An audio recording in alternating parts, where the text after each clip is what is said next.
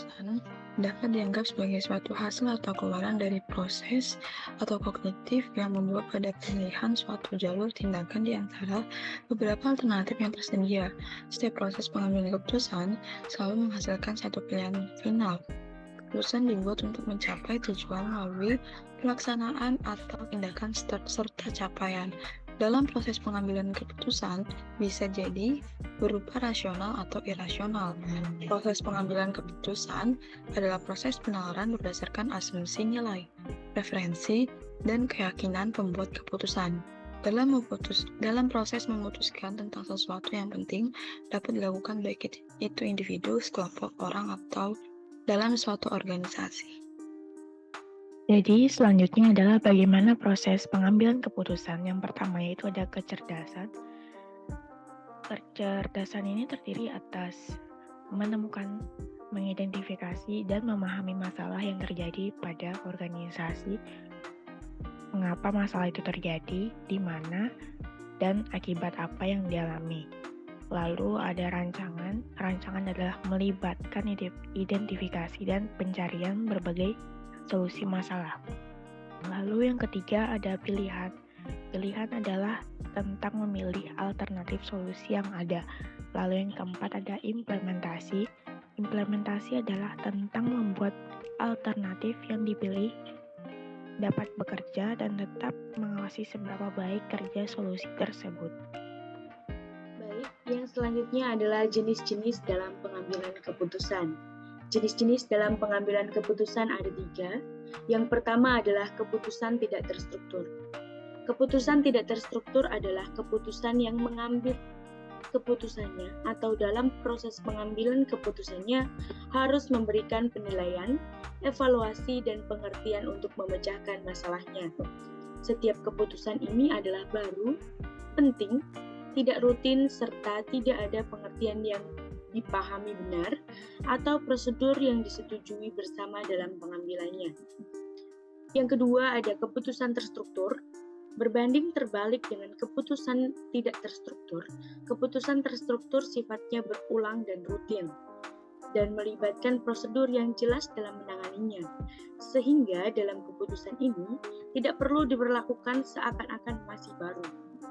Yang ketiga atau yang terakhir adalah keputusan semi terstruktur. Keputusan semi terstruktur merupakan keputusan yang hanya sebagian masalahnya mempunyai jawaban yang jelas dengan prosedur yang disetujui bersama. Sistem informasi mendukung aktivitas-aktivitas dari pengambilan keputusan oleh perusahaan dan manajemen. Peranan sistem informasi merupakan alat bantu untuk mempermudah manajemen dalam menentukan pengambilan suatu keputusan, namun tidak menggantikannya. Karena manajemen perusahaanlah yang menentukan hasil akhir dari sebuah keputusan.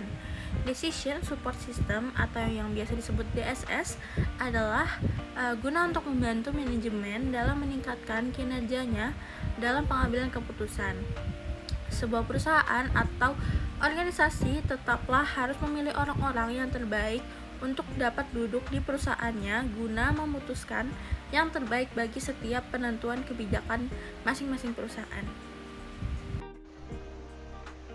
Baik, selanjutnya ada tujuan dari Decision Support System. Untuk tujuan dari Decision Support System sendiri itu, dia memiliki 3 tujuan yang harus dicapai. Jadi yang pertama itu adalah untuk membantu manajer untuk membuat keputusan dalam memecahkan masalah semi terstruktur.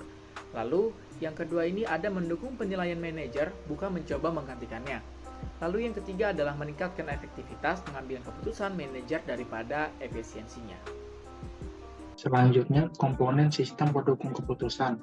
Menurut Turkban, Sarda, dan Dellen, sistem pendukung keputusan terdiri dari beberapa komponen, yaitu sebagai berikut. Yang pertama ada subsistem manajemen data. Subsistem manajemen data meliputi basis data yang terdiri dari data-data yang relevan dengan keadaan yang dikelola oleh software yang disebut Database Management System atau DBMS. Kemudian yang kedua ada subsistem manajemen model. Salah satu keunggulan dalam sistem pendukung keputusan adalah kemampuan untuk mengintegrasikan akses data dan model-model keputusan. Kemudian yang ketiga adalah subsistem dialog atau user interface subsystem. Fleksibilitas dan kekuatan karakteristik sistem pendukung keputusan timbul dari kemampuan interaksi antar sistem dan pemakai yang dinamakan subsistem dialog. Selanjutnya adalah tahapan proses pengambilan keputusan. Tahapan proses dalam pengambilan keputusan ini dibagi menjadi beberapa fase. Yang pertama adalah tahapan penelusuran atau intelligence. Tahapan penelusuran ini merupakan pendefinisian masalah serta identifikasi informasi yang dibutuhkan yang berkaitan dengan persoalan yang dihadapi serta keputusan yang akan diambil. Nah, langkah ini sangat penting karena sebelum suatu tindakan diambil, tentunya persoalan yang dihadapi itu harus dirumuskan secara jelas terlebih dahulu, sehingga masalah ini nantinya dapat dijabarkan secara lebih rinci dan dapat dikategorikan apakah termasuk program atau non-program. Yang kedua adalah perancangan atau desain. Tahap ini merupakan tahap analisa dalam kaitan mencari atau merumuskan alternatif pemecahan masalah, sehingga setelah permasalahan dirumuskan dengan baik, maka tahap berikutnya adalah merancang atau membangun model pemecahan masalahnya dan menyusun berbagai alternatif pemecahan masalah.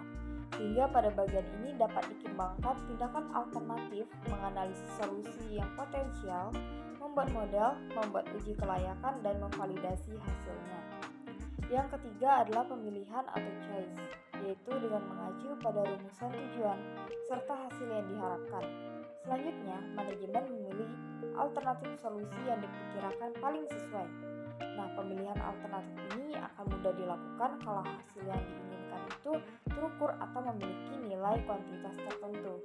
Yang terakhir adalah implementasi atau implementation. Tahapan ini merupakan tahap pelaksanaan dari keputusan yang telah diambil. Nah, pada tahap ini perlu disusun serangkaian tindakan yang terencana sehingga hasil keputusan itu dapat dipantau dan disesuaikan apabila diperlukan perbaikan-perbaikan. Kesimpulannya, pengambilan keputusan adalah proses berpikir untuk memecahkan masalah dan mencapai hasil yang dapat ditindaklanjuti. Pengambilan keputusan diambil oleh seorang manajer dan hasilnya akan diteruskan oleh staf atau bawahan. Kegagalan dalam mengambil keputusan atau membuat keputusan dapat merugikan organisasi maupun perusahaan, mulai dari kehilangan reputasi hingga kehilangan uang. Pengambilan keputusan memiliki dua tujuan.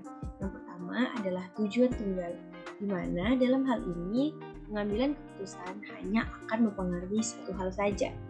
Namun, jika mempengaruhi lebih dari satu hal, maka tujuan dari pengambilan keputusan tersebut disebut dengan tujuan ganda. Dalam pengambilan keputusan ini, jika mengambil keputusan haruslah memikirkan dan juga mempertimbangkan risiko yang terjadi. Sehingga dalam pengambilan keputusan, orang yang bertanggung jawab untuk mengambil keputusan harus memikirkan dengan matang tindakan yang diambil, sehingga keputusan tersebut tidaklah memiliki risiko dan kesalahan yang harus ditanggung dengan besar.